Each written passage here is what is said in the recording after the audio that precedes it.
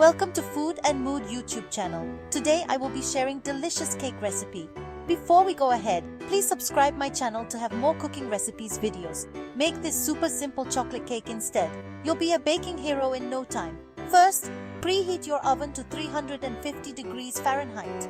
Grab a bowl and mix 1.5 cups of sugar, 1.5 cups of flour, 3/4 of a cup of cocoa powder, 1.5 teaspoons of baking powder, and 1.5 teaspoons of baking soda. Sounds fancy, but trust me, it's not. Now, add 2 eggs, a cup of milk, half a cup of vegetable oil, and 2 teaspoons of vanilla extract. Mix until it's smoother than a jazz playlist on a Sunday afternoon.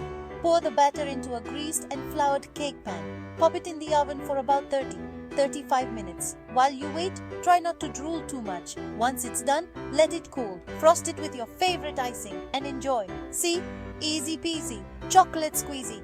Happy baking, beginners. Please let me know your thoughts and suggestions in the comments below. And don't forget to like the video if you enjoyed it. See you soon with the next video. Take care. Goodbye.